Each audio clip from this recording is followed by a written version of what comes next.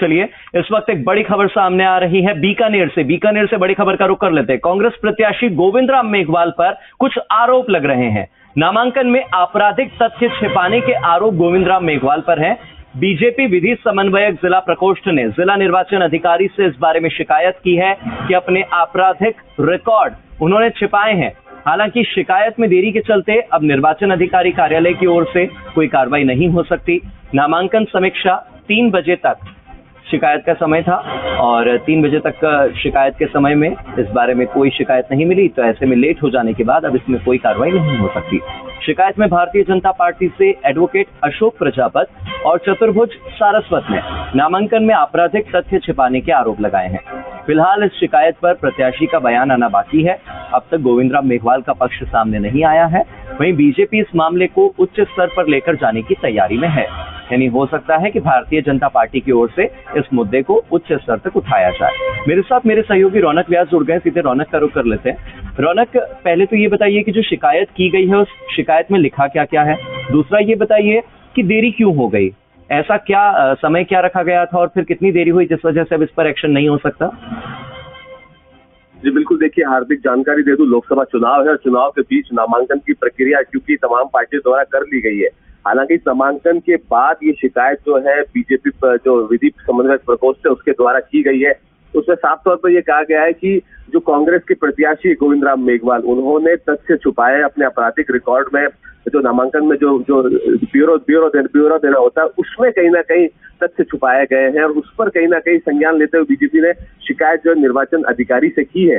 हालांकि अधिकारी को जो शिकायत की गई है उसमें ये भी कहा गया कि देरी से की गई है, तो कार्यवाही अब निर्वाचन विभाग कार्यालय जो है बीकानेर उस स्तर पर नहीं हो पाएगी, इस तरह की जानकारी मिली है। लेकिन सबसे बड़ी बात यह है कि जयनारायण व्यास कॉलोनी थाने में आपराधिक मामले दर्ज थे, जिसमें 6 मामले थे, 6 में से 5 में एफआईआर लग चुकी है। एक मामले को लेकर बीजेपी जो है इस पूरे मामले को जो है उच्च स्तर पर ले जाने की तैयारी कर रही है। हालांकि देखिए जो जानकारी हमारे पास है, बीजेपी प्रेस कॉन्फ्रेंस करने वाली है 11:30 बजे। इंतजार करना होगा कि प्रेस कॉन्फ्रेंस में क्या नए तथ्य लेकर सामने आती है। जी, भारतीय जनता पार्टी की ओर से कहना है कि वो इस मामले को उच्च स्तर पर लेकर जाने की तैयारी में है, तो क्या मतलब है बीजेपी विधि समन्वयक जिला प्रकोष्ठ का उच्च स्तर से उनका मतलब क्या? देखिए 2 तरह की बात है। एक राजनीतिक तौर पर वो इस पूरे मामले को उठाने की तैयारी में है, दूसरी तरफ बात करें शायद कोर्ट का भी सहारा वो ले सकते हैं, क्योंकि अब निर्वाचन विभाग जो कार्यालय है बीकानेर का, वहां पर क्योंकि 3 बजे तक कल शिकायत होनी थी, शिकायत देरी से की गई है। ऐसे में जो बीकानेर निर्वाचन अधिकारी है उस आधार पर अब कार्रवाई नहीं की जा सकती।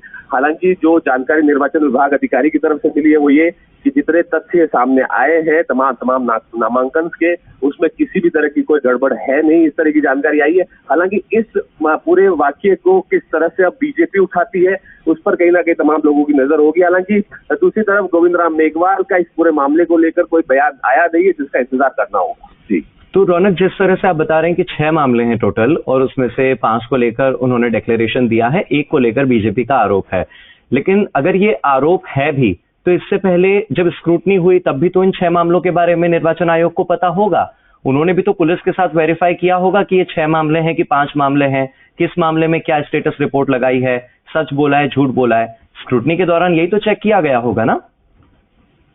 निश्चित तौर पर देखिए, जब नामांकन प्रक्रिया की जाती है, नामांकन भरा जाता है, उसमें एक चीज का ब्यौरा आप जो है प्रत्याशी के द्वारा दिया जाता है, चाहे संपत्ति का मामला हो, चाहे आपराधिक मामले हो, चाहे तमाम उन पहलुओं को उसमें रखा जाता है और उस पर स्क्रूटनिंग होती है, जांच की जाती है। जिस तरह से एसपी ने जो बात सामने रखी है, जो जानकारी हमारे पास आई है वो ये कि जेएनवीसी जो थाना है वहां 6 मामले थे, 6 मामले में 5 में एफआईआर लग चुकी है, 6 जो है कोर्ट में, 6ठा केस जो है कोर्ट के अधीन है, इस तरह की जानकारी जो मिल रही है। हालांकि देखिए इस पूरे मामले को लेकर पॉलिटिकल जो ड्रामा है वो अब शुरू हो गया है, क्योंकि बीजेपी ने जिस तरह से अब प्रेस कॉन्फ्रेंस बुलाई है उसमें कहीं ना कहीं कुछ नए तथ्य सामने रखने की बात भी सामने आ रही है। हालांकि इंतजार करना होगा कि बीजेपी अब इस पूरे मामले को किस तरह से आगे लेती है। जी ठीक है, बहुत बहुत शुक्रिया मेरे साथ जुड़ने के लिए और इन तमाम जानकारियों के लिए रौनक।